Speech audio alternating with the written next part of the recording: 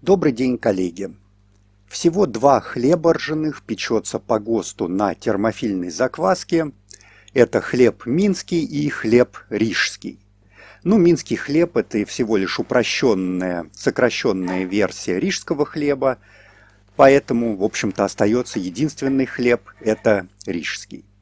Рижский хлеб по ГОСТу печется на густой производственной закваске, на спелом тесте или на термофильной закваске. Последний вариант я сейчас и покажу.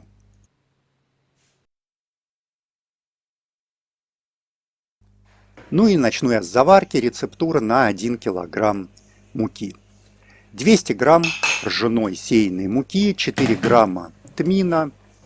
Заливаем 450 миллилитрами кипятка в 2-3 приема, постоянно перемешивая. Рижский хлеб я перепек уже не один раз, и вне всякого сомнения рижский хлеб на термофильной закваске – это самая вкусная версия этого замечательного исторического хлеба. Сразу хочу предупредить, что хлеб этот непрост, он рассчитан на продвинутых хлебопеков, тех, кто перепек уже не один заварной хлеб, понимает и разбирается, что такое термофильная закваска и как с ней работать. Добавляем 50 грамм ржаного неферментированного солода и продолжаем замес заварки. Снизу под видео я оставил ссылку на статью в блоге, в которой я рассказываю, что такое термофильная закваска и как с ней работать в домашних условиях. Заварку осахариваем в течение 3 часов при температуре 63-65 градусов Цельсия.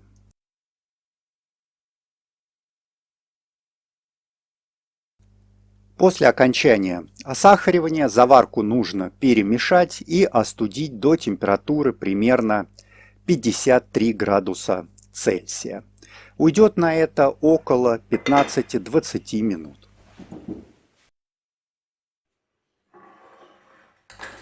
К остывшей до 53 градусов Цельсия заварке добавляем термофильный стартер комнатной температуры в количестве 60 мл. Для тех, кто смотрит в первый раз мои видео, хочу сказать, что у меня на канале уже есть две версии рижского хлеба без термофильной закваски. Они проще, и можете для начала попробовать печь по этим рецептурам. Перемешиваем термофильный стартер и заварку до однородного состояния. Еще раз хочу сказать, что вместо термофильного стартера можно использовать болгарский йогурт, носитель болгарской палочки. Взять его нужно тоже 60 мл, как вот я показываю сейчас, и тоже хорошо перемешать. Однако в общем случае спонтанный термофильный стартер, извлеченный из ржаного солода, показывает более лучший результат в готовом испеченном хлебе, нежели чем хлеб, заквашенный болгарским йогуртом. Еще раз хочу напомнить, что не любой йогурт является носителем болгарской палочки. Накрываем сверху заварку пищевой пленкой, чтобы предотвратить контакт с кислородом, и оставляем для заквашивания на 16-18 часов при температуре 48-52 градуса Цельсия. При заквашивании йогуртом при температуре 45 градусов Цельсия. На этот раз у меня заварка закисла за 16 часов. Она имеет приятный йогуртово-яблочно-тминный аромат и кисло-сладкая на вкус. Ее нужно перемешать и дать ей остыть до температуры 35 градусов Цельсия.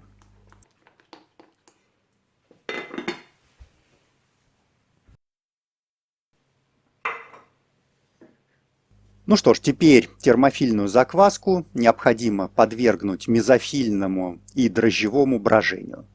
Для этого добавляем 2,5 грамма прессованных дрожжей к закваске термофильной и туда же добавляем 100 грамм спелого теста. Рецептура спелого теста приведена слева для обычной спонтанной закваски, и для тех, кто готовит на КМКЗ, отдельная рецептура спелого теста на базе КМКЗ. Если вся эта терминология, КМКЗ, спелое тесто для вас пустой звук пока, то не расстраивайтесь, пойдите по ссылочке под видео в мой блог и почитайте в нем о том, что такое КМКЗ, что такое спелое тесто, зачем они нужны и как готовить на них хлеб. К сожалению, без этих предварительных знаний испечь хлеб на термофильной закваске будет невозможно. Температура брожения 30-32 градуса Цельсия. Время брожения 4 часа.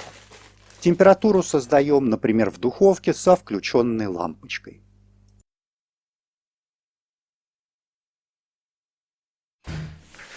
Через 4 часа сброженная термофильная закваска для рижского хлеба имеет очень приятный аромат и кисловатый вкус с легким сладким оттенком.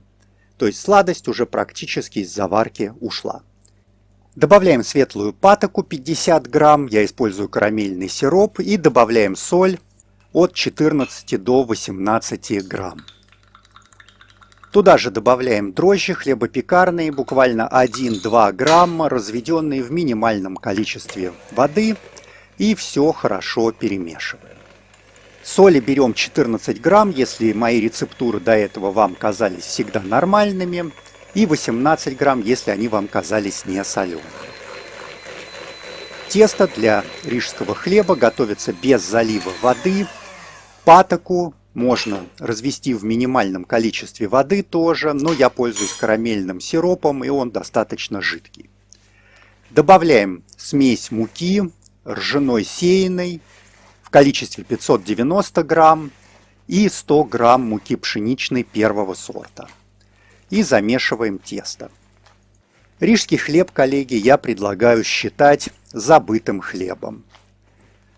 Он не то что на термофильной закваске, он не производится по ГОСТу уже ни на какой закваске. Был я в Москве, пробовал я то, что называется рижским хлебом и куплено в магазине. Это все изготавливается по ТУ, а не по ГОСТам. Рижским хлебом это не является и отправилось сразу в мусорное ведро, к сожалению. Ну а раз его невозможно купить в Москве, то скорее невозможно купить и нигде в России. Хотя вполне возможно, я ошибаюсь. Температура брожения теста 30 градусов Цельсия. Время брожения от 60 до 75 минут.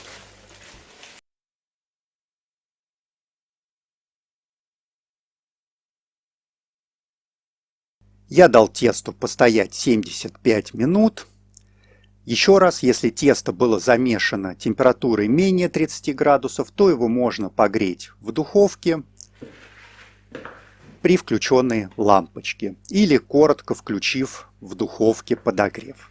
Откладываем 30 грамм теста в сторону, они нам потребуются позже, и делим тесто на два куска. Рижский хлеб является хлебом деликатесным, поэтому печется он небольшого веса. Ну и вот опять употребляю я слова «печется», «считается», а на самом деле правильнее говорить в контексте рижского хлеба «пекся» и «считался». Подкатываем сначала тесто в круглые заготовки. Ну, это я уже показывал не раз, и в контексте такого сложного хлеба, естественно, это совершенно неинтересно. К отложенному тесту добавляем 25 мл теплой воды и замешиваем жидкое тесто. Оно нам потребуется чуть позже для смазки батонов.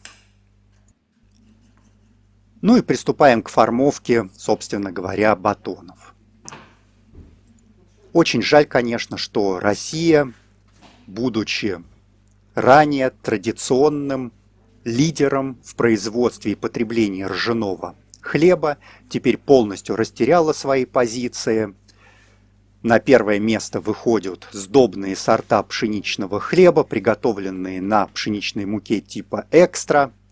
Ну и в общем остается только сожалеть. Утрамбовываем заготовки в корзинах для расстойки. Чуть позже я покажу еще раз, как такие корзины приготовить в домашних условиях. Добавляем кипятка в поддон и даем расстойку батоном 75 минут при температуре более 30 градусов Цельсия.